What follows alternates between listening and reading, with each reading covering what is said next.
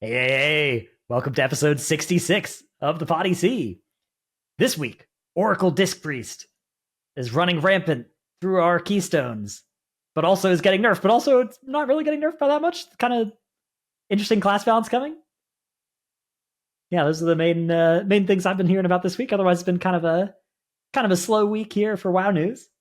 So we'll come up with some other topics that we'll tell you later as we come up with them. What was your L's impression of the whole, like, I've kind of just been looking at it from afar, but the whole healer, there's been some pretty funny like tweet chains, like, dude, Jack and Ellesmere have been going at it. It's been great. Yeah, just I mean, Ellesmere clearly really unhappy that there's a healer that's that OP and it's not his. And Jack had an amazing meme. I don't know if you guys saw it. It's like he's basically just like, it's basically like a little kid just pressing powered shield, and then the other one's like, I hate you and hope you die. And like the other person doesn't even know they're there, but that's like, yeah, it's I mean, they nerfed it today, right? I don't know how much they nerfed it. If it's like a, is it? I don't know either. Yeah. Dorki, what have you heard? From what I've heard, Oracle Disc Priest is still probably looking to be the best, but it is like, a pretty substantial hit. But the class was pretty OP to begin with. I don't know if you guys have experienced playing with an Oracle Disc Priest, but when you're playing keys with an Oracle Disc Priest, they shield you for your entire HP bar. Yeah. And yeah, I mean, I've been saying it's great, right? Like, I've been preaching this forever. I've been saying how like healers need to feel OP, and it's fun for everyone. Everyone's having fun with Oracle Disc Priest being OP, except for the other healers. Right. That's everyone's having, like, the DPS having fun, the tanks having fun, the Oracle Priests are having fun, except not the other fun, stinky meaning healers you can't are not. Die. But that's like, yeah. Well, I mean, you can die still, obviously, but like it's a lot more leeway, It's so you're saying feel like you're when you have one of these in your group, you're more survivable, and so the keys are more fun to do. Yeah, what did you think about Aug Evoker when that was meta? It's basically the same thing. Yeah, I love Aug, except the problem with Aug is they're taking the other DPS's jobs. So it's like, instead of the other healers being upset, now you have the other DPS being upset, which is like 70% of the player base. Okay, so you don't mind what I've said with off 20% of the player base, which is like non-priest healers, but you do mind pissing off all the healers. I see. That is a extremely interesting take that I don't think anybody else has, so that's very cool. You've got a one-of-a-kind take there. No, I think it's pretty accurate, because I mean, like, I don't know, like, a lot of people have been enjoying this season. It's been a fun season. Like, it owns playing with an Oracle Disc Priest, except like when I'm watching Ellesmere's keys and his team is like, I don't know if you guys have seen, but it's pretty funny. It was like a clip of Supreme saying how, like, why are we playing with, like, I don't remember what exactly he said. Hold on, let me see if I can find it, but it was a banger. But yeah, basically he like low key flamed the hell out of Ellesmere for playing. Yeah, I mean, it reminds me of BFA. People would, if you weren't playing Restored in BFA, you would get people like, anytime something went slightly wrong in a key, the implication would be like, oh, well, if you just played Restored, this wouldn't be happening. Well, right? Yeah, I mean, there's two parts of that. Number one, I remember this happening with Ellesmere before. It was specifically, he was going into a Necrotic Wake back in Shadowlands, and he was asking his team, since he already had the score on his Venthyr Holy Paladin, if he could log on his Kyrian Holy Paladin, and his whole team got so mad. They were like, bro, just play Venthyr, and he was not having a good time about it. But I mean, it's like, think about, okay, so the people who do High Mythic Plus take that shit really seriously, right? Like, it's like their thing. Like, doing the highest keys in the world is what they do for fun, but also it's a competitive thing. Do we agree with that? Like, it's a, I think so, right? I know the end of the season is like the official rankings or whatever, but I feel like week to week there's some competition as to like who's timing the high keys. Oh, 100%. Okay, so imagine it in the race, which is also people doing the raid and trying to compete. Same thing, right? Imagine you go to Muggsy and the other team has 2 Windwalkers and 3 Mistweavers and are porting out of every jail, and your group just isn't doing that. It would totally make sense that the rest of your raid is like, why the fuck? Hey, that looks insane. Like, why are we not doing that? Like, we have the ability to do it, right? So if you're doing something at the highest level, this is not like a low level farming, everyone play your favorite character thing. This is a high level thing. It's a totally reasonable thought. If something is so OP in a role and your team that cares about its performance isn't doing it, I feel like that is completely reasonable as a member of the team to be like, why are we not doing this crazy thing? So the thing is, I don't even consider Oracle Disc Priest that OP as much as we've been talking about how, like, all massive shields and the best healer, yada yada yada. Because these guys have been the number one NA team for the entire season with a Holy Paladin, and the second highest team is a Mistweaver. So it's not the top two teams aren't even playing Disc Priest in NA at least. Well, but I mean, Oracle is like a recent discovery, right? Like this is something that people I didn't wouldn't know consider it a about recent until discovery. It's been at least couple like weeks a ago. month. Yeah, so Yeah, I but, mean, like- the point I was gonna make is like you don't need this priest to be doing these highest keys. It's a luxury, you know. It's nice to have because normally with healing, there's like a certain threshold that you need to like pass to be able to complete that key with a healer, right? Like let's say it's an arbitrary 3.2 mil HPS. Like if any healer can make that check, then it's completely fine. The thing is, Oracle Disc Priest just feels so much more comfortable to be able to like do these types of keys. Like you don't need a Disc Priest to be doing 18s right now. It's just nice to have. And a lot of these players, especially in Ellesmere's group, feel like they want that extra cush, you know? If they want that little extra cushion to be able to feel comfortable while they're doing these keys. I mean, Blizzard I understand you and everyone else are like, don't nerf it because we don't care if the healing roll is like kind of not made well, as long as, because like what do healers do? They keep everyone alive, right? So like you don't have to worry about the person in the healer role even being good in your group. If something is technically strong enough, you're just all alive, so you're happy with that. Everyone else, that's what I found so funny is like Ellesmere was making these arguments like it's not good for healer balance of like everyone's going to want something that's just so OP and the other things don't get invited. This is like the quintessential Mythic Plus problem, right? When things are too good, other things don't get invited, right? You'd rather have things be the same level. And he's 100% right, by the way. Like, hopefully no reasonable person disagrees with that thing is too strong, or anytime anything is that strong that it should stay that way, or things shouldn't be balanced. And the whole, like, buff, use D3 as an example anytime you want to say buff everything that's at the bottom rather than just nerf the singular thing that's really ahead. If you want to, like Diablo 3 got into like trillions and quadrillions of number scaling because of that.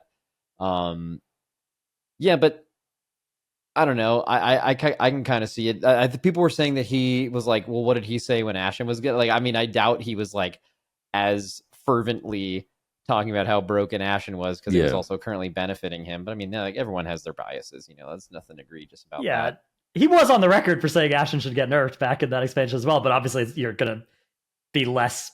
I don't even think it's like less vocal about it. It's like you're gonna piss off less people, and your tweet's gonna get less traction when you say something like, because this one gets more interaction and more engagement because it's not his spec. I mean, I don't think he was trying to go for engagement or interaction. Like, he just genuinely would want these other specs to be nerfed. But like, obviously, if his class was OP, you'd be happy about it. But he's not gonna really go out of his way to try to get it nerfed. Yeah, I mean, I don't know. I think that, first of all, like for high keys, there's always going to be some best thing, and it's often going to be true that your team is going to want you to play that best thing. And if you're playing something slightly off meta, your team's going to be like begrudgingly accepting it if you're a good enough player. Like Dorki, I remember you playing Bear in BFA, right? Where it's like, I don't know, is this good enough to time the keys? Yes. Would a prop warrior nerf have been something that made you happy on any given week? Probably also yes, right? Like, yeah. I don't know. I think it's one of those things where like, yeah, it's reasonable. It's reasonable for there to be a best thing, and for people will want you to play that. But I don't know. I feel like something like Oracle Disc, like the way that it makes you safe is so good that I do think if you leave it unnerfed, you are going to see more and more of the meta shift to it until it's like 95+% of the high keys. Because sort of like Og, right? You sort of realize like, hang on, this is just 2 key levels easier if I have a big ass shield on me the whole time, and now none of this kills me. I can screw up and none of this kills me. Is it actually? I mean, I think that's the top keys aren't all disc. I mean, they all look like disc right now. Well, yeah, it's just really in NA. There's not really as much. Yeah, because they hadn't, like, it takes time to force everybody to re-roll onto something. I mean, I'm looking at like the all runs leaderboard, and it's definitely just like straight priest, except for 2 Ellesmere keys. The all runs are always hard to look at because it's kind of just like the same few people. Yeah, you could look at like healers by IO score, for instance. That's a great example. But yeah, I think that says a whole lot more about the current state of the game and how it just feels more fun to play when there's less damage to worry about. Like it's just when you're able to stay alive and when you're not having to overly allocate resources to trying to live, it just feels more fun to play. I mean, I think to some extent that's true. To some extent, if you're not in danger of dying, a key is less. The danger is there. It's just like you're having to dodge stuff. Extreme example of that, to where you're doing these keys and like there's literally 0 incoming damage, and you're just trying to do as much damage to beat the timer, and just the whole staying alive element is completely removed. I'm not saying that's what it is without an orc or whatever. Just the most extreme version of that argument. That's not fun, right? So like clearly somewhere, or wait, is that not fun? I'm assuming that's not fun. It would be different. It's like the no healer keys you'd play, right? Yeah. And like, did people like playing no healer keys? No, I mean, no healer keys are actually worse. Like I'm just that's true. You actually are trying to live really hard. Yeah, you're trying even harder to live when you're playing no healer keys, and it is so much worse. People hate it. It's like if you played a healer in the keys where you didn't need one, right? Like you remember Legion when you could play 4 Windwalker, 1 Blood Decay. Yeah. Like if you played the Rest of Druid version in those keys, and you're just super chilling. Yeah. I don't know. I think it's definitely true that it's like this season. Part of the reason this season has been fun is that you are dead less, but also Oracle is a spec that makes you dead less. And I don't know if that's actually more fun. It's just definitely way better, right? It's like, it's the same as AUG, where it's just like, yeah, this is better. Can the key be done with the Holy Paladin? Yes, but it's way harder. Like, why would we do that to ourselves? Right. I think one of the reasons that people think that this season is really good is it's you can sign up as most classes and just get invited to like a reasonably high key. Right? That's and I think the last season that was like really, really good in that aspect was actually like first season of Dragonflight. It's like the same thing, even though that had like a historically bad seasonal affix, but at least everything was good. Because like when you look at most people's Mythic Plus experience, they want to play their favorite class or whatever, and sometimes that means you get declined like to 15 groups before you joined, and if you played a different class, you get invited in like the first 1 or 2, and it's just that easy. That is the Mythic Plus problem, and you just need everything to be tuned to closing. So they obviously had to deal with it, and hopefully more. I mean, I don't even know if the nerfs mattered. Like, I don't know if they're gonna like if it's not gonna be because the thing with Priest too is like raid buffs are a thing. You really want Mark of the Wild. You really want Fort. So I mean, Priest already just has such a leg up over like Paladin, for example. Yeah, although Paladin does have Devo, which is the health's a lot better. Yeah. Well, the DR is not. It's not. It's also EHP, which is nice. But yeah, you're right. I mean. Well, they also have Virtue DR. I don't know if you guys know about that, but like right now they can put Virtue on their entire party and give them 6% DR or something like that. I don't know how much it is. Oh, exactly, interesting. No, that's better. Pretty substantial amounts. Disc has something similar with lenience, right?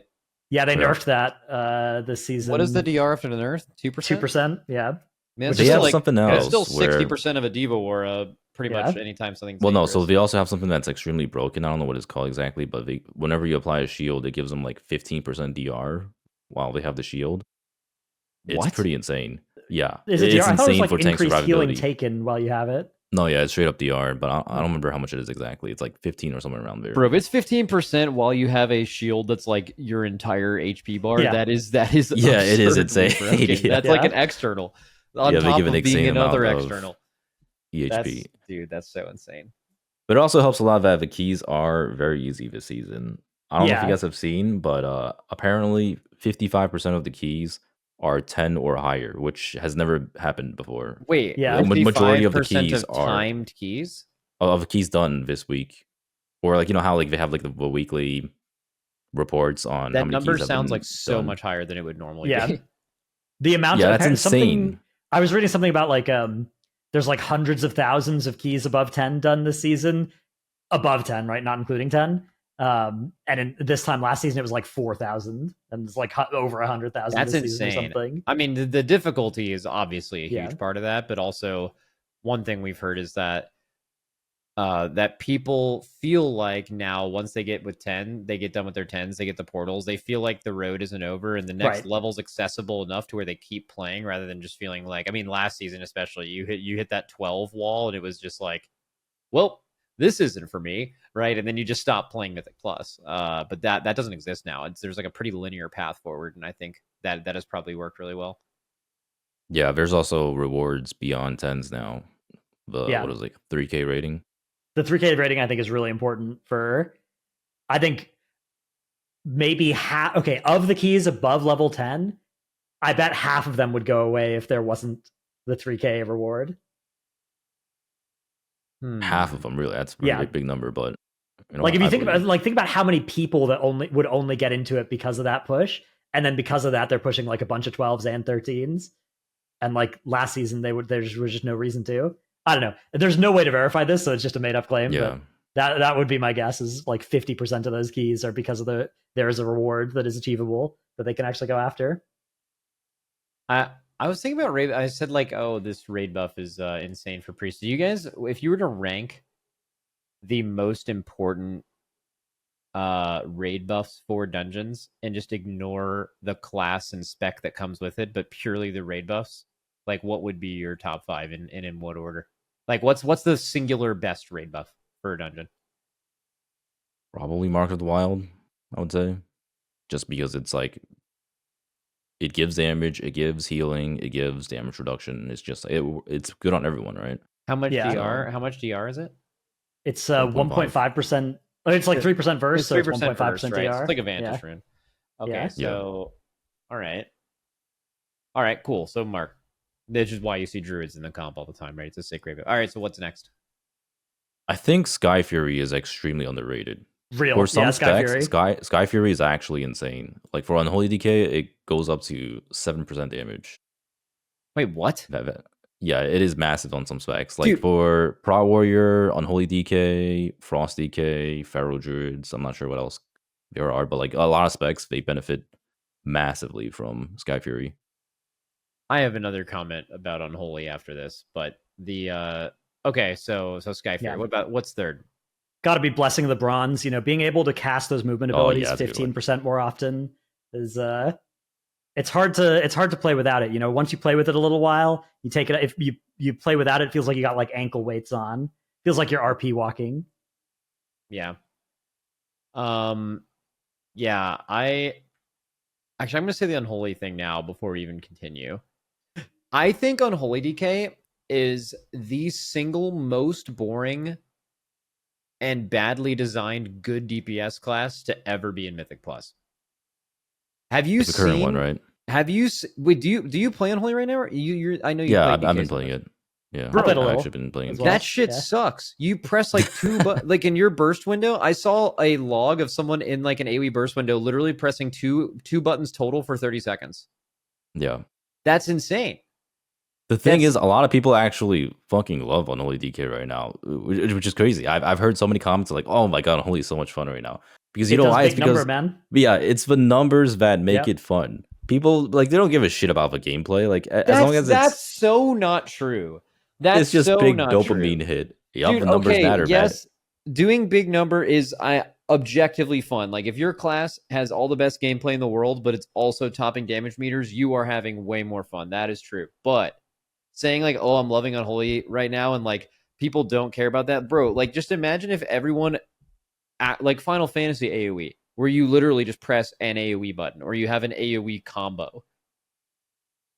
People would fucking hate that. Like people. To be fair, that's a lot of DPS right now, isn't it? Or like I feel like a lot of DPS specs, their AoE rotation is extremely simple. Yeah, I'm playing Windwalker right now, and that's just like unbelievably not true. What is? Yeah, definitely not for all specs, but I would say like a lot of specs they become very simple. Like Destro, you just spam Rain of Fire. Like, Devoker, you spam your whatever. Yeah, and then Boom King, you just spam Starfire. What else is there? I don't know about Fire Mage. I have no idea what Fire Mage is like. Fire Mage just like does its single target rotation and it just cleaves everything. Yeah. You cast Flame Strike on like 5+ or something, I think. But yeah, it's not like a big difference. Yeah. But yeah, what were you saying? I just think Unholy, but dude, I've played Unholy and I fucking love Unholy. I've played Unholy in the past. I watched a POV of someone playing Unholy, and this looks like the least fun version of Unholy I have seen in years. So I think there are people that like it for the number. I do think there's also people that like it because just Vampiric Strike has a very visceral sound to it that is nice, and summoning a big old blood beast and then it explodes for a lot of damage is also nice. Like if you are somebody, it's massive dopamine hit. Exactly. Like if you are just farming dopamine off of what your character does, and you're not somebody who cares about your rotations being fun from a like strategic, making good gameplay decision side, but you care about it from the sense of like, if I press something, I want to see and hear and feel something. Yep. Unholy does that really well this season, even though I agree with you, the actual like rotation gameplay is boring as hell. Yeah, it is boring as hell to play that spec. It feels like an ARPG basically. Like playing an Unholy DK right now is the prime ARPG character. You're just like going in there, you're mashing your buttons, and then you're seeing big numbers light up, and it's just like sometimes you just get an RNG proc that just like does billions of damage. It is massive dopamine hit. Okay, I interrupted. Sorry, the current thing of Unholy is bothering me. Okay, so raid buffs. So you guys think Sky Fury's sick, Heart of the Wild. What was the third one? I think it's probably for third. Yeah, just like I mean, I think that's been more true maybe in the past, just because effective health pool and like your ability to live one shots was so much more relevant than it is in like current Mythic Plus. But yeah, so for an offense, it's maybe Chaos Brand. Yeah. What is Chaos Brand now? Is it 3%? 3%, yeah. 3% damage. Okay. Magic damage, which is most damage that most good specs do. True. I mean, you could do Arcane Intellect as well, but that also got nerfed going into this expansion. And that just, I mean, there's some that are group centric. Like for example, if your group, which I don't think has ever been like a meta Mythic Plus high key group, has been like purely physical. Obviously, Battle Shout's insane. Mm-hmm. Obviously, like Monk buff is insane, but you have those aren't like regularly very good, and even a lot of like Battle Shout, for example, is way better than Mystic Touch because like it's going to buff all of your melee damage, or like a melee class is going to buff all your damage by 5%, where not all of your damage is physical, so Mystic Touch isn't as valuable. So Battle Shouts, it's funny that Arcane Intellect would be on there and Battle Shout isn't. It's basically just because what's usually meta in Mythic Plus, and the fact that it affects healers. But I mean, it would also affect your tank, right? Like your tank getting Battle Shout makes you stronger. Is there any other slam dunks, or is it just those? Honestly, they're all kind of just like depends on the situation. Like Hunter's Mark is just boss damage. Hunter's Mark Atrophic Poison is just boss defensiveness and like some random mob defensiveness, and you don't even like you've got I guess the other rogue poisons. I mean, Atrophic Poison is basically going to be like Devotion Aura for for almost every. I think it's going to have 100% uptime on every mob, and it's going to basically 3.6, I think. Yeah, I mean, there's some. I'm assuming in dungeons there might be some environment damage. I think almost all of it's sourced to the ads, though. But really, the reason I asked this is I wanted to see, like, raid buffs are not. In raid, it doesn't matter if like some raid buffs are built better than others because you can easily bring all of them, and well, maybe not as easily anymore, but you can bring all of them. And how much more powerful one is than the other doesn't really matter because you're like, I'll take both, please, right? I want them all. In a dungeon, you can't take them all, so you have to pick. And it sounds like two of them are way better than the rest of them, right? It sounds like Sky Fury and Mark of the Wild are like way better than the rest of them. Maybe Fort is closer to Sky Fury. Yeah, but even then, like, let's see, top groups, top keys. Like, there's not a lot of shamans up there. Yeah, Sky Fury is good, but it's the raid buffs aren't good enough to play a spec for. I would say. Like, I don't think any of the specs that are being played right now are because of their raid buff. Because, like, you think about a class's value in raid, a demon, like a Havoc Demon Hunter, any DPS spec is doing what, like 7% of your raid's damage, any DPS class. And then if they've got Chaos Brand, and that's a 3% damage increase, right? Like, that's an extra 50% of its value, right? Like, you've got 1.5 DPS for the first Chaos Brand you're bringing on a Havoc DH. That's more than enough to make up for any swings in value. But an M+, Chaos Brand is only going to, like, say you're a DPS player, you're doing 30% of your group's damage, right? Or 28%, something like that. Adding an extra 3% magic damage is a lot of a smaller fraction of that, right? And so it's not like, it's not enough to bring a spec. Also, because in M+, the variance between damage between the best specs and the medium specs is way more than it is in Raid as well. So one spec might just do 20% more damage than another, and then it doesn't bring a raid buff, right? Like Unholy doesn't bring a raid buff right now, but everybody's playing one just because that damage is worth. And it's not like we're out of raid buffs, right? Like you could put a shaman in that spot and they would bring that Sky Fury that we think is really good, but it doesn't. It's not worth the swap. I want to say maybe I mean, if Sky Fury alone was giving 2 of your other DPS 7% damage increase, that is like so fat. Like that is worth. I mean, that's like you could basically, if that was true, you could argue that like your class is 15% better on meters than it shows, which is a massive number. So I it's probably not that much for everyone, but it's definitely worth thinking about. It's like you said, it's underrated. But do you think it's a surprise that okay, have they been good? Yes, but like it seems like when people are making their comps at the beginning of seasons, they're like, okay, how do we get a priest and a druid in here? Right? It's like those are two things you just like know the value of the rate buff, and you're like, I want these things. They also end up being pretty solid anyway, and people are always going to want to do the most damage, but you know, rate buffs matter. Yeah, I think whenever they're closely tuned, you always look at that because I always look at that for tanks. So when I'm evaluating a tank's overall damage, Demon Hunter almost always comes out on top because of Chaos Brand. Like, say I'm doing 2.1 mil overall, which is like roughly what Demon Hunters do nowadays. If your group is doing like a total of 10 mil magical damage, you're doing straight up 300k more DPS. But that's a lot. That's a lot to a Demon Hunter. But I've been saying this. I don't think there's one specific quality to a class that makes it OP. Because I've heard so many people saying this before with, say, like Priest. They'll say, like, oh, Priest is always going to be meta because of PI. Or they'll say, Demon Hunter tank is always going to be meta because of their AoE CCs. Or, like, Prop Hound is always going to be meta because of their utility and all that stuff. It's like, it's not one specific thing that makes them OP. It's their combined package. And right now, these specs currently just have, like, the best combined package between their damage and survivability and utility and the raid buffs. It's definitely true, though, that there are some specs that are starting from like the start on second base or third base when you go into a new season, right? Like, yeah, but Druid's the big one for sure. I would say like that's by far the best. I think a pre-spec, like whatever the best pre-spec is in any season, is also because you know. No, I would argue that like if this priest wasn't good right now, you wouldn't play a priest at all. Like, there's no shot you're playing a shadow priest in keys. That class is dog shit. I'm sorry, Fronk. Your class sucks. Tough break, Fronk. Yeah, dude. For a second, I thought you were apologizing because you said dog shit. Yeah. Like I should not have cursed on this blessed podcast. Yeah. It's a family podcast. Yeah, you can family that, podcast. Fronk. But no, it was actually because he plays that spec. Yeah. Okay. So Mythic Plus, man.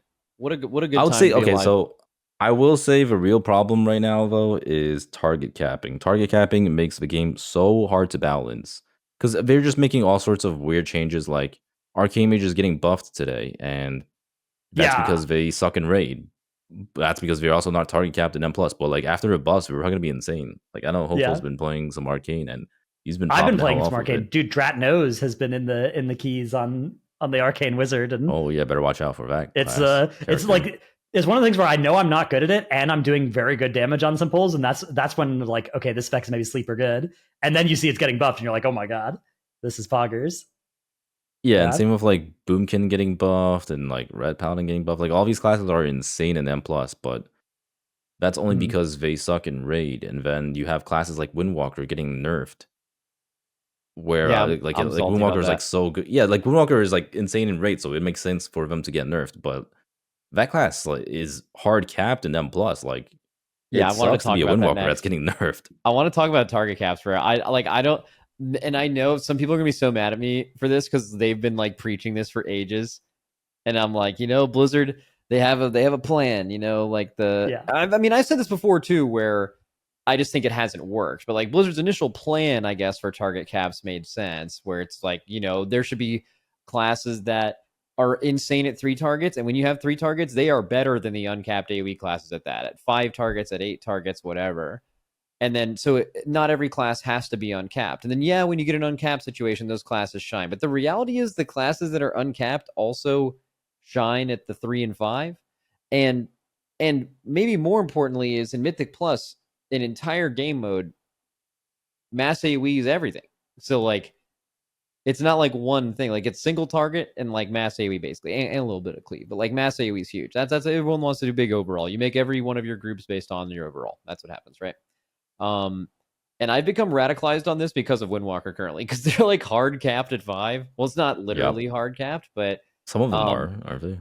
I think some things. Well, no, I don't. Is when I looked, I don't quote me on this, but I think they're all like damage reduced beyond 5. It's not like the spell literally hits 5 targets and then no other targets, like some things have worked in the past. I don't know if it's like square root reduction after that, or like the one where it just does like nothing.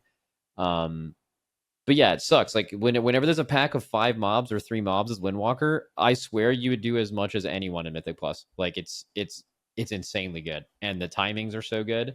And then you just like do that same pull with 15 mobs, and you're just getting cranked by a spec you have never even played with before, like a spec you've never even seen, and you're just getting just absolutely demolished. And on every other pull, you're just owning them, and it's like, dude, this is so fucking stupid. You know, like they like the fact that like it's just basically what they initially set out to do, and they capped different classes, different targets. It just didn't work. It didn't end up turning out that way. So everyone should have like at least baseline 8, right?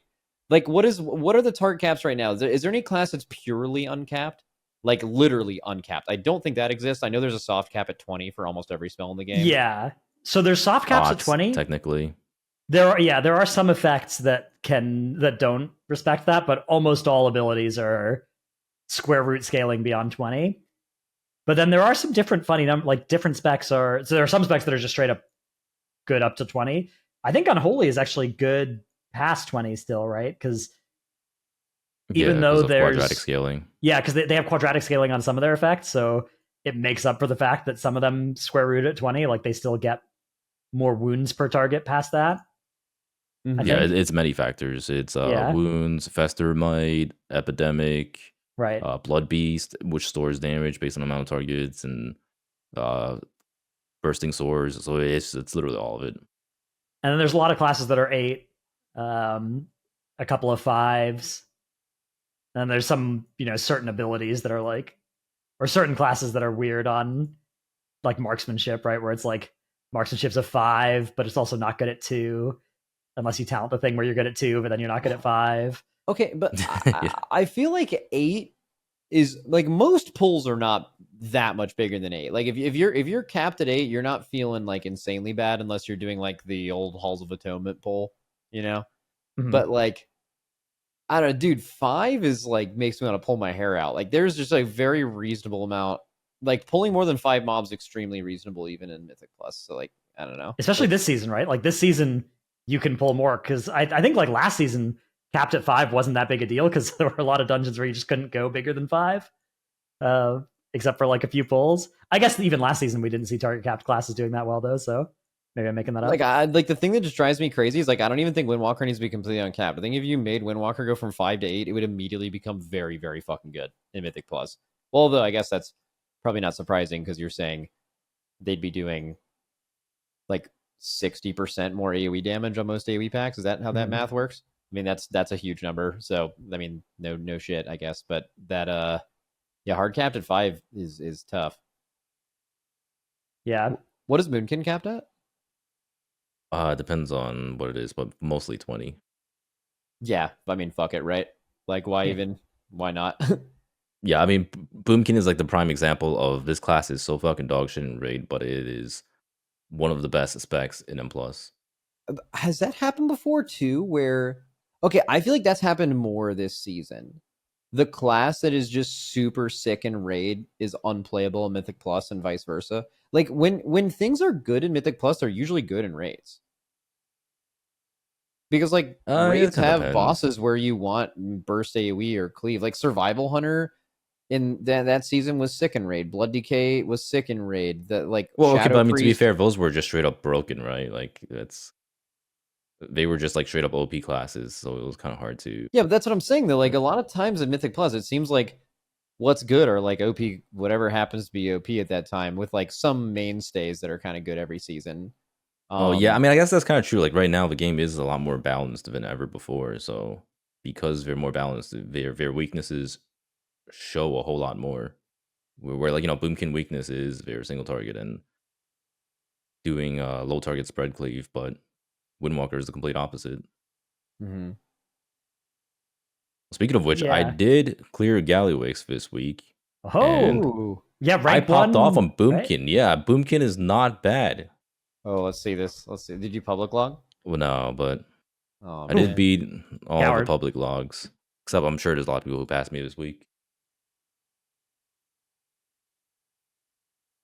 Yo, on my kill, I was actually popping off. Yeah, did you have fun? Did you like the? Were you Dude, okay. it was a banger. How much were you playing Bernardio build for the intermission? Dude, all right, hold on. I'll show the boss damage and stuff. All right, hold on. Let's see this. Let's do a little investigation here because I've seen a lot of no Bernardio shit, man. Trying to beat Prot Warrior single target boss damage challenge. Yeah. Okay, so this impossible was difficulty. Keep in mind, I was assigned to hit.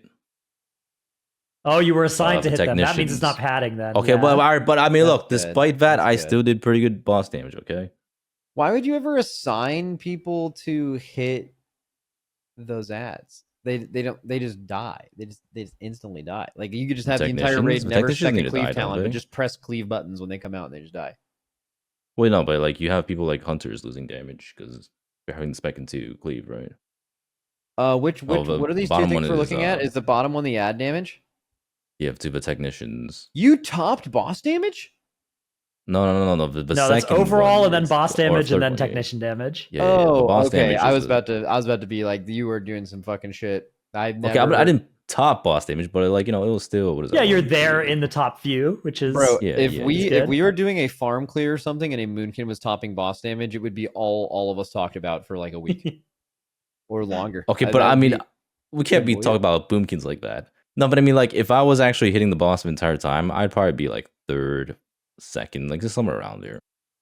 It'd be pretty good boss damage. Frosty K, that's fun. Yeah, Frosty K kind of bangs now.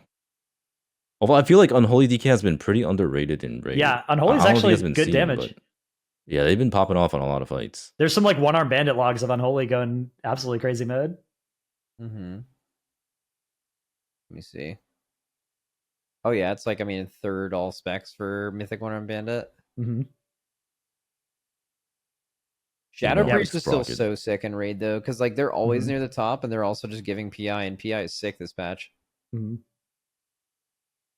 That's also another sad part. Like that class fucking stinks, but yeah, it's good in raid. What do you think of the one-arm bandit? Have you guys did the I know you did this because we stole it from you. The five assistant strat instead of the 6. I wasn't even here this week. Okay, I was gone on Tuesday, so I don't know what they did. What they do? They did 5 instead of 6 real assistants. But what was the order? It's like the first one you do is Flame Coin. Oh, so it's the heroic. It's what we did. It's basically heroic. Yeah, it's Flame Coin and then Coin Shock to get your pylon down. To get your pylon, yeah, and then it should be Shock and Flame. Then it's Flame Bomb. Ooh, yeah, Flame Bomb, then Shock and Flame. And then Shock and Bomb. Or yeah, then Shock and Bomb is 5th. Yeah, and then you just skip Coin and Bomb entirely. Yeah, you don't do Coin and Bomb, which is the like unCCable, Yeah, we would have. I mean, it's horrifying and it's annoying, but like now with damage buffs, it's kind of chill. Yeah. Plus, like people like AoEing, that's a thing. And then also it's just the way that Mythic works. If it worked any differently, it'd be fine. You could also come up with a thing where you did, I believe, Shock and Flame 5th instead of 6th. And then if you do that, you can just have Shock and Bomb spawn randomly in the last phase. And that's just like kind of fine. You can just like play around that. Shock and Bomb's really easy. But like Shock and Flame in the middle is like, it just makes the last phase like probably 5 times harder. Mm-hmm. What do you guys think? That's a weird fight. The new visibility on that one-arm bandit. Oh yeah, they made the coins longer. Dorki, have you done one-arm bandit since they changed that? Did you do it this week? I only did it on heroic, but it is noticeable. Yeah, it's so nice.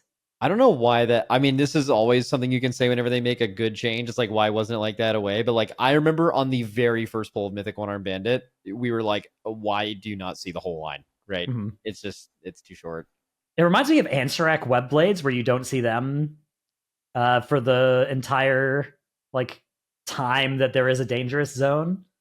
And it's like one of these few cases remaining in WoW where some of the difficulty of the mechanic is just like remembering where the damage is going to be.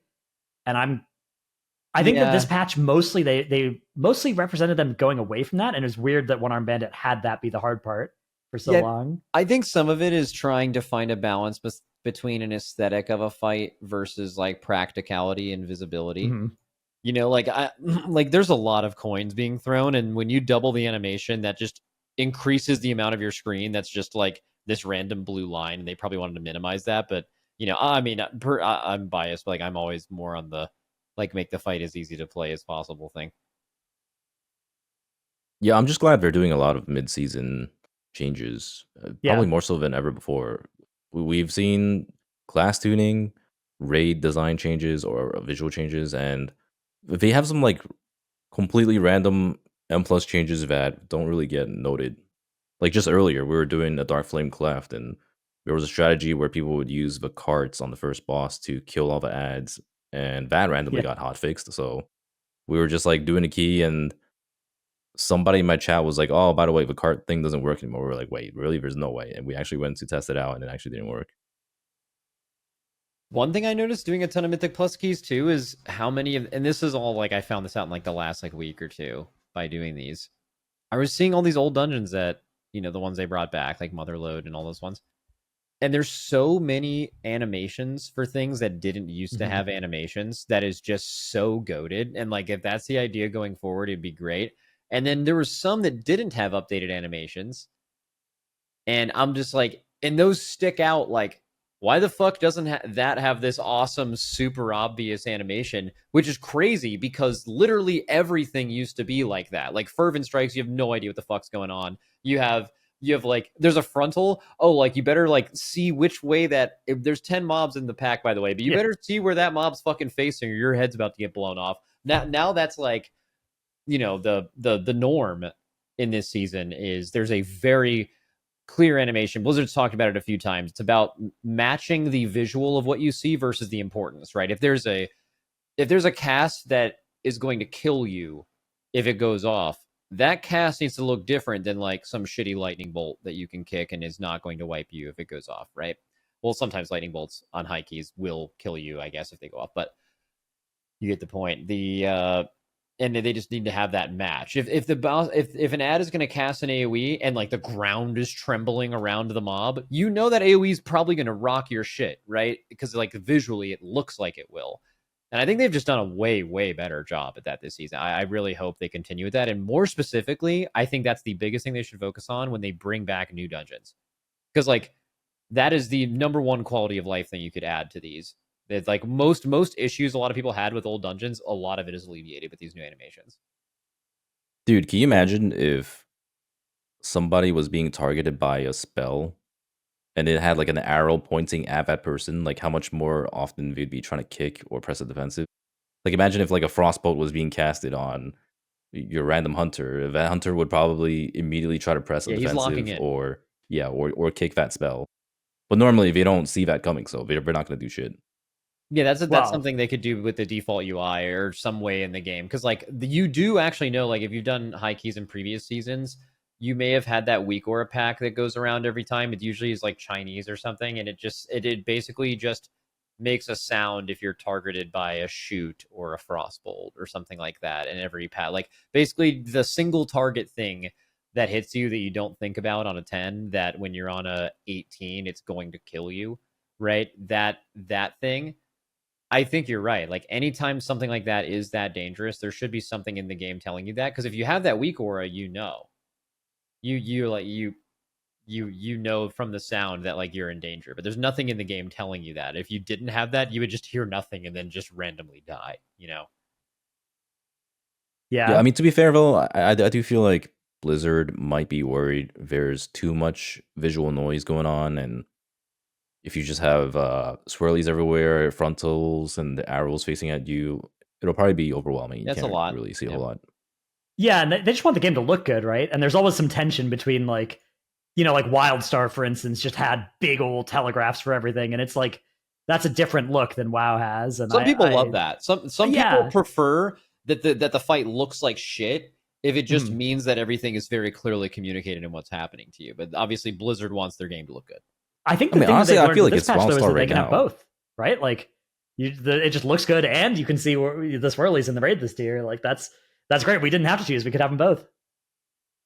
I'm trying to watch an old Wildstar raid right now, but I swear, I feel like the game's already gone to that point, kind of. Where there's a lot of telegraphs and stuff. Yeah, I played it for a good bit. I didn't raid. Like, even but if you I did like if you fought dungeons just and an PvP. elite out in the open world, it would have like a frontal arc pizza slice cone that it would show you. Bro, if you want to see what a Wildstar raid looks like, just look up any Final Fantasy raid that is not Savage or Ultimate difficulty. So any of the EX trials or any of the like normal raids. Like basically part of the bit of Savage and Ultimate is that the reticles are removed. So if you go in those other difficulties, you can like the boss does basically full ass Wildstar. Like there's a big cone, like you just see the cone. Okay, so I mean, I'm looking at this gameplay right now. I feel like it's not too different from what WoW is now. Dude, did you know that I was in on every single pull of progression on this boss except for the day we killed it? this video you just linked? Was it a bagger? Was this your guild? No, this was so we were no life losers. That was our guild in like the genetic archives, the previous raid. I think we got like world 5th or something. It was just like an amalgamation of people from different WoW guilds, and we raided like 4 nights a week. And this was the like day raiding guild. They like raided every day Enigma, and then we merged with them to do Datascape, which was the raid that came out after Genetic Archives, and it went Genetic Archives was 20 man, and then the very next raid release was 40 man. So they made you just merge your guild with an entire other guild, and as you would probably imagine, that just was fucking terrible almost every time, and that was certainly the case here. The vibes were really bad, and also, which was super iconic, this boss you just linked. Sorry, this is a huge departure from what you just posted and why you wanted. That's to what the people love. But this boss was a split fight. There was like one system demon on one side and one on the other. So like the way we split it up was like, all right, our guild will go on this side and their guild goes on that side, and then literally go in different Discord channels. And like I guess like each guild probably had a different idea of like who was actually holding back progression and shit. It was super great. And then like as a WoD was coming out, this was in Mop Farm or like Siege of Orgrimmar Farm. Like more and more people stopped and they had to replace us. So like I think Preheat from our guild was the only person I think who stayed all the way through the kill. Maybe there was another person. Oh, Zealot as well, who was in Limit for a while. Kuro, you guys probably know that name. He's in like one of the WoW guilds, but I think he came from Enigma maybe. But yeah, there was 20 of us in there, like including Truefire and like all these people, and then we all just quit. And then I specifically wasn't here this night because I had a challenge mode sale. Stay big. How much money did you make from that? Probably a ton. I don't know.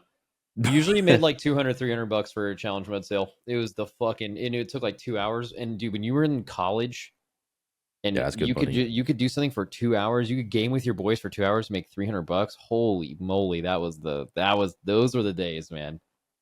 God, I love RMT. I do. I wish you could still do it.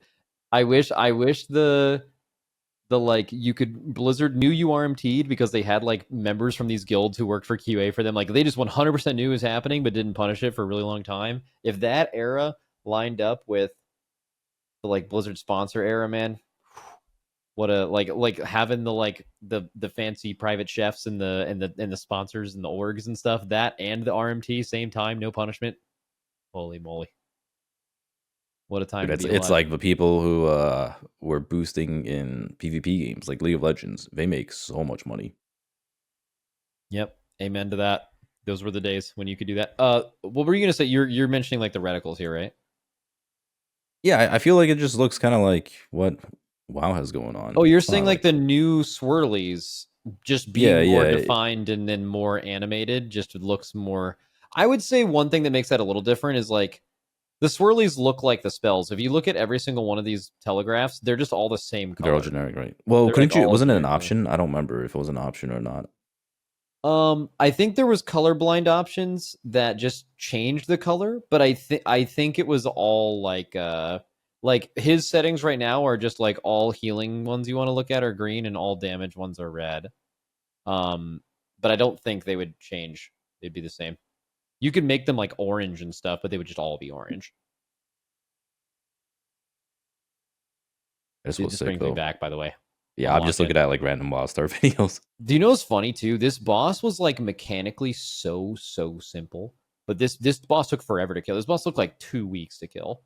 Took a long time. This is one boss, like the first boss in that raid, but so much of that was 40 people. So much of that was just people not being very good back then. This was like the world first guild, but I mean, it was just like, I mean, there was just all kinds, just the most insanely bad mistakes.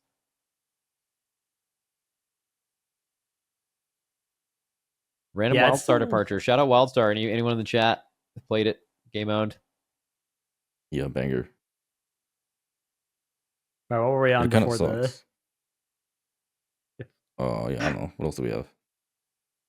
You guys want to do the Patreon question now, and then if maybe something else comes up, maybe that'll spark something. Yeah, maybe a proper discussion off Dude, that. What a fucking tangent that just totally killed our podcast.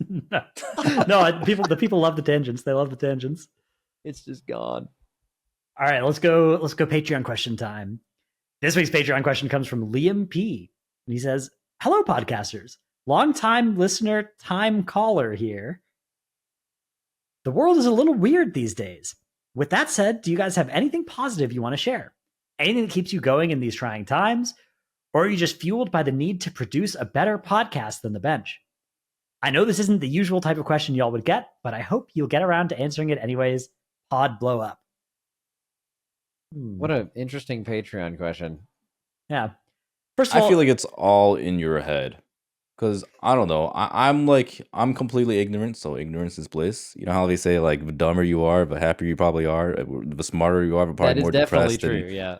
Yeah, so I feel like, I don't know. I mean, the world doesn't feel any different. You're just saying you're nowadays, dumb as hell honestly. and you're loving it. Well, no, but I'm just saying I'm a happy person. That's all. I'm just saying that, like, you're just having a great time. The world feels the same to me. I mean, like, yeah, sure. Maybe if you're in like certain parts of the world, it might be like, oh fuck, you know, like you're in some rough times, and that definitely sucks. But I'm completely ignorant to it, so shit's the same to me. I mean, there's a lot of like stuff, and I mean, we're all Americans, so like, there's a bunch of shit going on in politics and stuff. I don't know if that's exactly the referencing. It's kind of just everywhere. It just seems tough. But I mean, even with a lot of stuff like that, you can hear about like all this, like, oh, this is going to be so bad. But for most people, even if you're really knowledgeable on it, it's just like going to take you trying to order some shit online, and the cost of this thing you normally buy is just 3 times more expensive. That's when you're going to become radicalized. Like, what the fuck is going on, right? But all this talk about that might happening isn't going to resonate with a ton of people until it actually happens to you. And as far as anything positive to share, I have one. If any of you guys are on twitter.com, you got to get the fuck out of there, man. I think every second of my life that I'm on Twitter is bad, and it makes my life worse. And I have to have it for my job, and I wish I was strong enough to just not even care about that, maybe, and throw away the income and just be done with it. But like, that's my like happiness tip of the day, is that like, unless you're one of those people who's really smart and curates the fuck out of their Twitter to just be like really relevant news for like things they care about, what it used to be great for, and somehow you don't get like all the culture war nonsense spewed onto your feed like I know everyone I know has, then like maybe you're chilling. But like, just Twitter's just not good for your health. I love Twitter. I love going on Twitter. It's it's like going to the zoo, opposite. Man. There we go. It's great. Yeah, but I don't want to see like all this stuff. There's just like, you know, people are flinging poo around, and you're like, oh my goodness, that is so cool and entertaining. Yeah, but just like, the person you are, right? Like, some people like seeing all the shit unfold. Yeah, but like, okay, I agree with that. Like, I do sometimes, like, and this is the part that has made my Twitter shit, is like, I will want to see people throwing the poo around, so I click on the tweet to see that happen. But then Twitter's like, oh, he likes this, and like, I guess that's what I'm telling you because I'm clicking on it. But that's because at that moment I want to go to the zoo. I want to go to the zoo in that moment. So you're getting rage baited. I guess. Okay, but it's okay to want to go to the zoo, but no one wants to go to the zoo every day. I do. I love the zoo, man. It's so good. I want to go to the zoo like every now and then, you know, like every like week, give me some dumbass fucking culture war thing, and then I'm just gonna read all the people trying to change each other's minds, and they're never ever going to do it. But like, every day, man, it's just it starts to be like, this is the only thing happening in the world, you know, and it sucks so bad. Yeah, look, I mean, it's like that relationship with social media is definitely like, most people can probably become a lot happier by getting off of it. But also, I'm special, and if there was a zombie apocalypse, I know if I got bit, it wouldn't affect me because I'm different. and it's the same with social media. Holy shit, you're strong like that. That is pretty big. Yeah. You're built. I'm just crazy. built with different fuck. materials. I don't know what to tell you. Honestly, same, man. If I get bit by a zombie, you know, it is what it is. Fuck it. Yeah, exactly. Yeah, That's pretty awesome. I was like looking at Fronk's notes about this episode, like what we talk about. Boss nurse only. Oh, he says Onlyfangs dead. Does that mean anything to any of you? They died, and then because there was the DDoS stuff, right? And they lost all their characters, and then Blizzard like reversed their long-held rule of we're never going to fix a hardcore character dying. Yeah. And they changed their to like, okay, we'll res it if it was a DDoS. The rules. Which I mean, it made sense, right? Like if it was Blizzard server problems, like you should obviously revert it. Yeah. And if it's like personal DC problems, then I mean, you can't really like do anything about that. Yeah, but Fronk said this 2 days ago. I'm assuming that's like an update. Like, yeah, maybe they're done since then. They came back to life and then also super died again.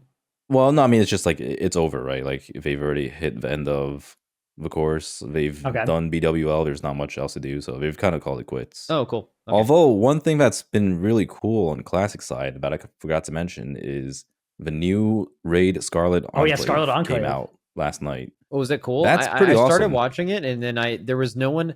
Dude, if there was like even a bunch of my raiders who had like a guild, or like if Echo, or like people I could remotely relate to that I knew were like retail problem solvers, I would be like so locked in. But just everyone that I saw doing it either was like had their comms muted and they were like competitive team, and like, oh, their comms are muted, that's not fun. Or it was just like streamers, you know. So it's like I don't really care about that. I kind of lost interest. But I hope, was it hard? Was it cool? Did they clear it? Apparently, it's like pretty overtuned, but it's overtuned in the sense of kind of like, you know, what you were saying about Wildstar. Like it's just a shit ton of players who probably don't really care that much about, you know, perfecting the raid. They're just like showing up and they're just getting absolutely shit on. But I mean, it is really cool that this is the first raid they've made that's like completely original, completely classic. It's not like some brought back raid or dungeon. I don't know. That's pretty awesome. Yeah, that is awesome. It's like, bro, if you're not, there's any single thing to drag me into Classic, it would be that. And it seems like that has not happened. So unfortunate. Yeah, I'm looking at it now. Only one team has full cleared, I think. See, that was the thing. When I was trying to watch it was really hard for me to actually like pay attention to it, because I was asking my stream, like, guys, this sounds awesome. Who's like the Echo and Liquid of Season of Discovery? Like, who can I watch to like see the cutting edge content? And they just couldn't give me a straight answer. They were just like, watch Zaryu, and it's like I don't want to do that, you know. So like I'm trying to see, but like all the top teams either don't stream or they have their comms muted, so it's just immediately like I can't watch this. Very sad. But I don't know if there's like dedicated like really huge gamer Season of Discovery people, you know. I don't know if that's like a market.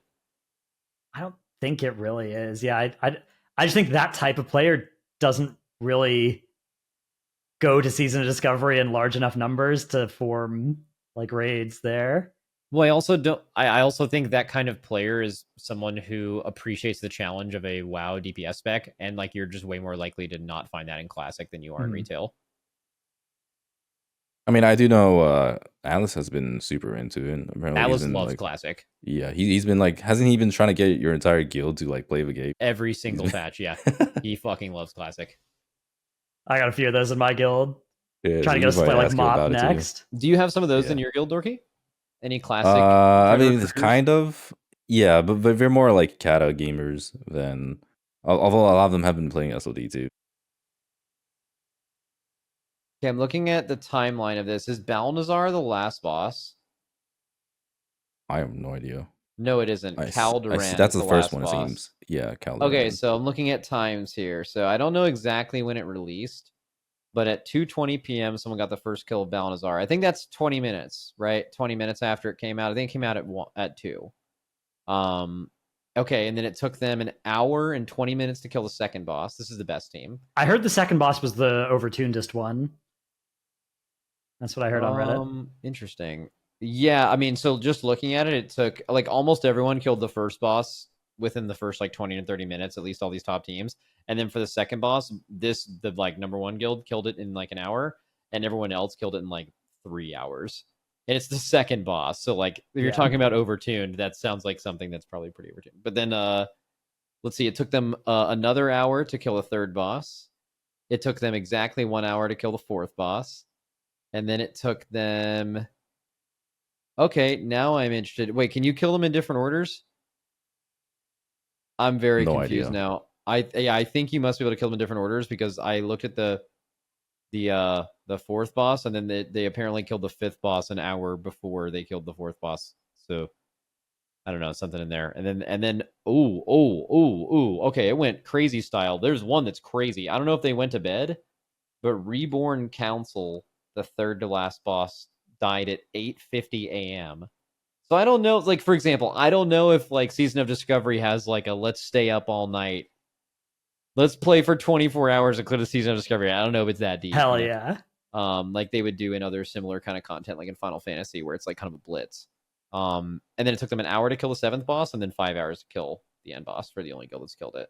I mean, that's definitely like real content, and I think that's super interesting.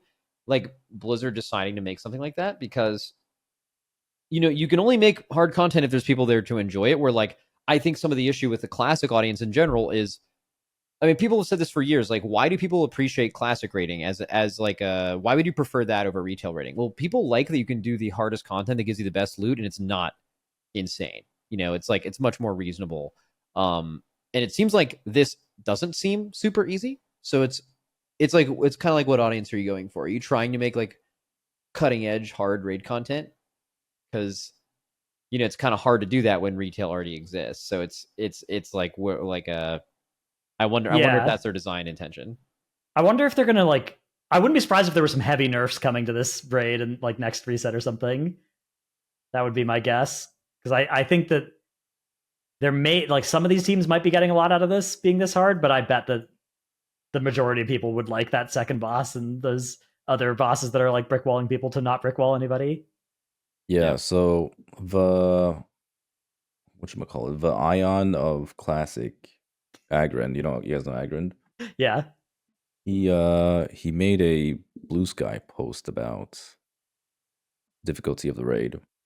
See, I can't do Blue Sky. People are too happy there. There's not enough like hatred. It's so funny that Dratnos' Twitter persona, or not persona, but like how he appreciates Twitter is different than the rest of his entire wholesome like upbringing and entire personality. It's that's like where Twitter, the mask slips. Yeah, Twitter is when the mask comes off. Okay, but look at the post he made. It's kind of interesting. Watching a lot of the back and forth about raid being too hard, and there are a few things to consider. Did you post it? So yeah. It's I didn't see it. Sorry. In the main thing. Yeah, you can put it up too if you want to put it up. Yeah, Fronk will do that. He loves doing that kind of thing. Yeah, so he basically said, yeah, no PTR and all that. I mean, yeah, I mean, like it's like part of the difficulty if you're looking at it just on the first day is like no one's had the ability to prepare for this, and it's all completely brand new. I mean, like look at Gallywix, right? Like it took us 100 pulls versus Echo's 50. That, you know, I would like to think we're as good or better than Echo. So there's a decent amount of time that goes into like just figuring out something new. So that is going to be part of the difficulty. Like for example, if all the guilds that you're worried about the skill part of it, they're like they don't want this to be super hard. If they have a kill video from the top guild and see what they do, the content could actually be like twice as easy as it is right now. But that information isn't there, and that's kind of cool. It's a different way of having difficulty.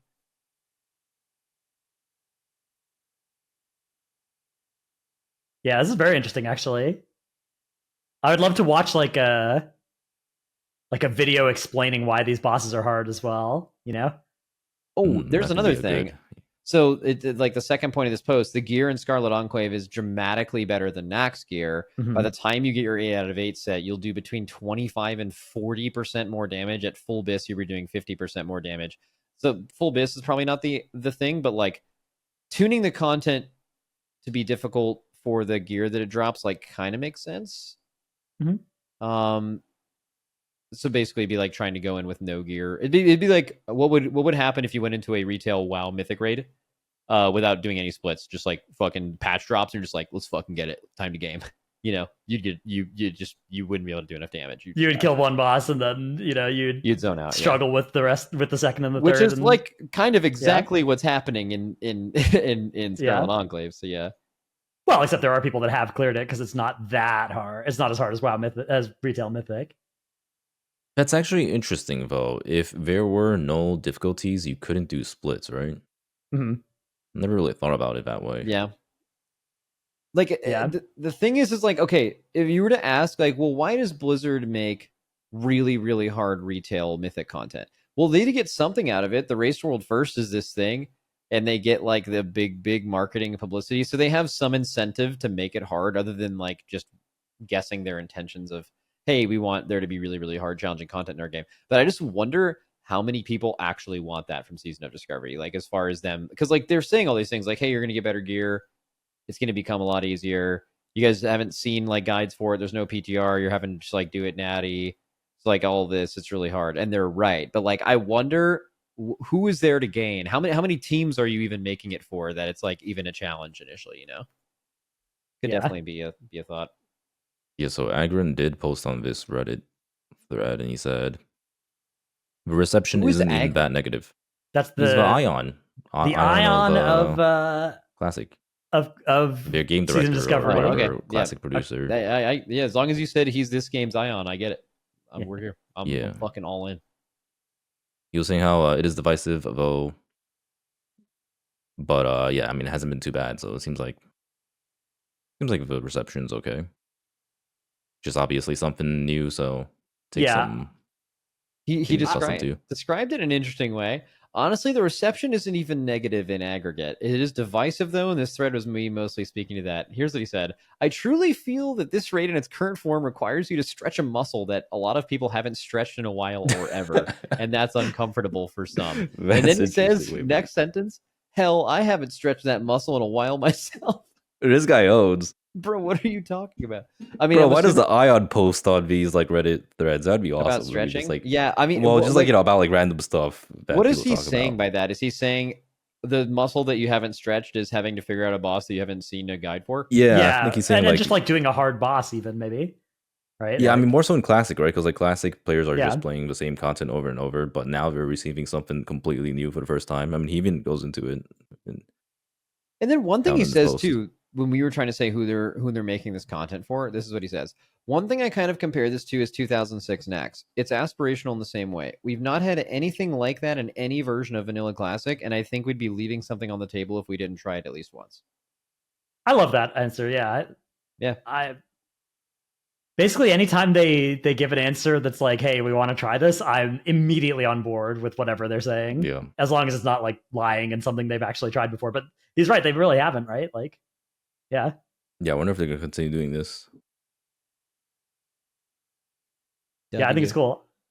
I'm glad they've tried it, even if people end up not liking it. My money is still on it gets sizable nerfs in the next reset, it's going to get sizable. And then you have to ask yourself the question, if you had to immediately nerf the entire raid, was trying to go in with having the raid be super difficult worth it? Which is, I mean, like you said, they'd like to try and fail rather than... Yeah, makes sense. Also, do you guys know how many people are playing that shit? How big is the old Season of Discovery, Season 6? Any feelers out there? I know none of us are real classic Andes, but... Yeah, I have no idea. It feels like there are a lot of people playing, but nobody's really talking about it.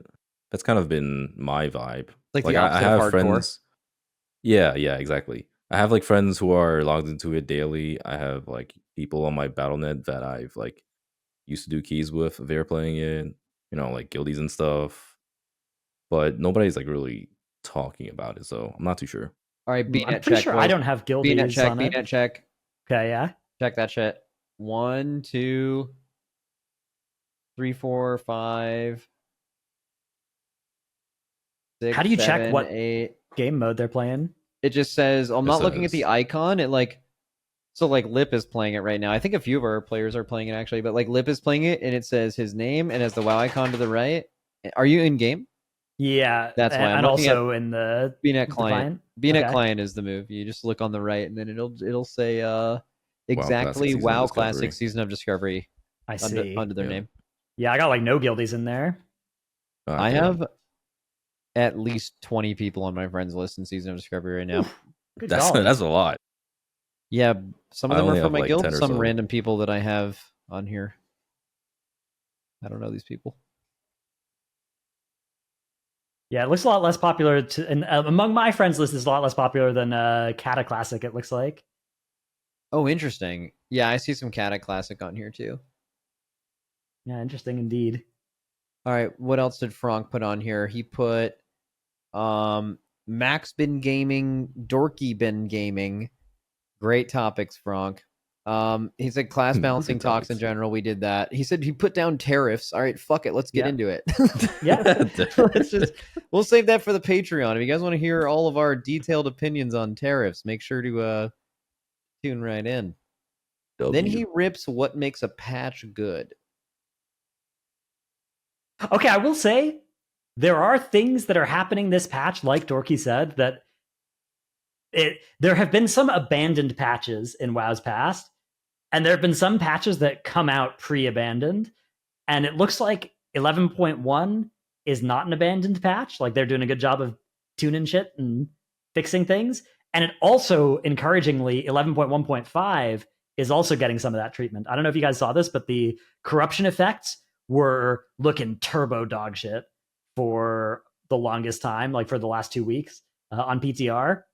And I was getting a lot of flashbacks to previous like mini patches where something comes out on PTR, it looks kind of interesting, the tuning is awful, it launches like that, it never gets fixed or gets fixed way later, and like womp womp, right? Like that is a story that 5 different patches in WoW's history could be described by that. Yeah. And this time around they've like prefixed corruption, so the corruption effects have already today they've like patched all of them, they buffed all of them except for Void Ritual, which they nerfed, and they fixed like issues with various the biggest problems with them. Is it in a perfect spot? I doubt it, but like to me that is one of the biggest things that makes a patch good, is them actually yeah, exactly, like them not abandoning it, which it looks and they've been like making a ton of like class balance and dungeon changes and things like that, yeah. like Dorky was saying earlier. So I guess yeah, what makes a good patch is them continuing to work on it and not just shipping it and moving on to the next one. That makes sense.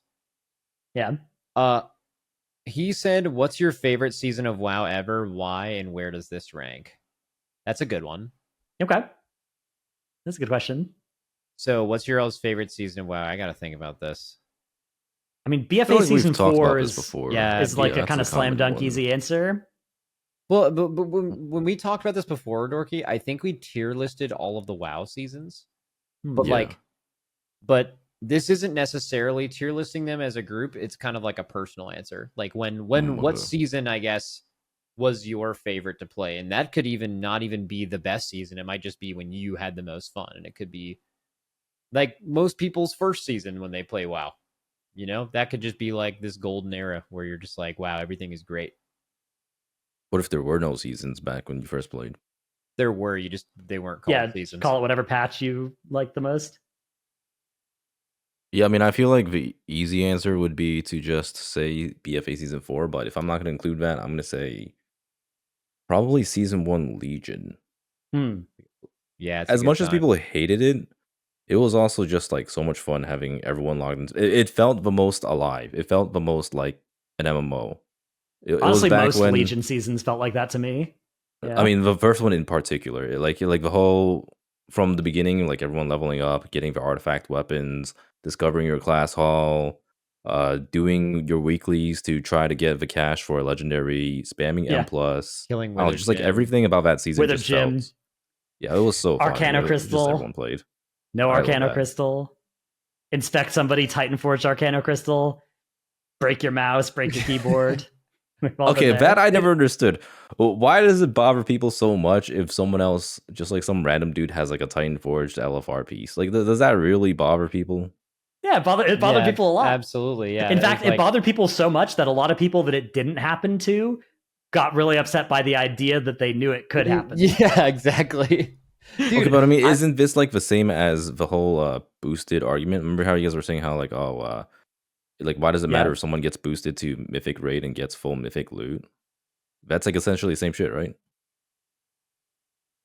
Yeah, I mean, it's I guess a little different if it's like RNG versus swipe your credit card, but I'm not saying that I was bothered by it. I'm just saying people were bothered by it a it's lot. a feeling people don't like. Yeah. Dude, the fact when you said first season of Legion, it made me okay. I asked people recently this about Shadowlands, and I was like, my stream, what was your all's favorite part of Shadowlands? Every single message, the beginning of Shadowlands. You know, Castle Nathri, all that other shit. Okay.